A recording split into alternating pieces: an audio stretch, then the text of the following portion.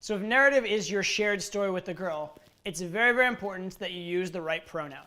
Now, that sounds very, esoteric, bookish, nerdy of me to say it, but what I mean by this, there are 3 pronouns that are commonly used to refer to the person in a sentence. I, you, and we. Okay, I is talking about yourself, you is talking about her, we is talking about the two of you together. Using the pronoun we this, we are going to do this. Here's what we are to each other. Or if you'd like, you and I also equals we. You and I are not going to get along. You and I are going to get along. You and I are going to go straight to the top. All right? I'm going to take you straight to the top. Any of these ways of associating you and she together, which is what I call we, the we frame, the frame that you and she are the same thing, right? You and she are a package deal, is going to go a really long way towards creating that narrative. Literally, a relationship is a we, right? If someone's like your plus one, it's like they're a part of you, they are together as a we, okay? So using the word we and using the frame that implies that the two of you together are one of the most powerful things you can do towards creating a narrative, creating a storyline between you and the girl.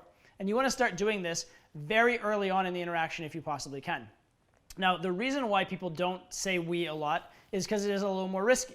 If you say something about yourself, she can't dispute that, right? I am a doctor. If she doesn't know you, she's not going to dispute that. I am from Colorado. She's not going to dispute that, okay?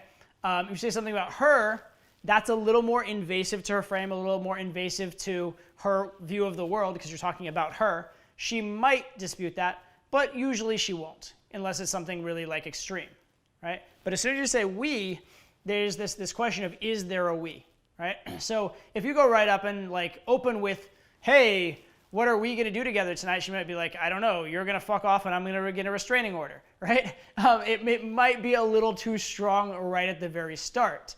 But once you have, again, established a premise, once you're in this situation where you are evaluating her and she's chasing your validation, she is investing in the relationship, once you're at that point, you should very, very easily be able to start using the pronoun we, right? And so that escalation of who are we, what are we, we're going to do this, you and I are this, you're my new girlfriend, all those kind of premises and frames are a very, very great place to start with this storyline that you're creating with the girl. So be very, very aware of it. And honestly, you can start a narrative just by inserting the word we into the conversation.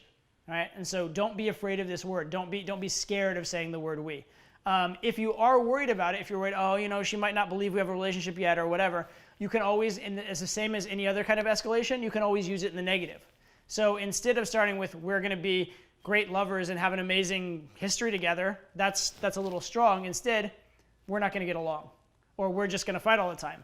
The fact that you use the word we is still the start of the narrative, all right? So be very conscientious, be very understanding of the use of this word we, and also of sort of the ideology and the frame that you and she are a package deal. It's been called in the past like the bubble of love, right? The idea that you and she, it's you and her against the world. You are this unique situation, this unique storyline absent from the whole world, right? It's a very, very powerful way of looking at things. And again, it's done with one simple word, and that is the word we.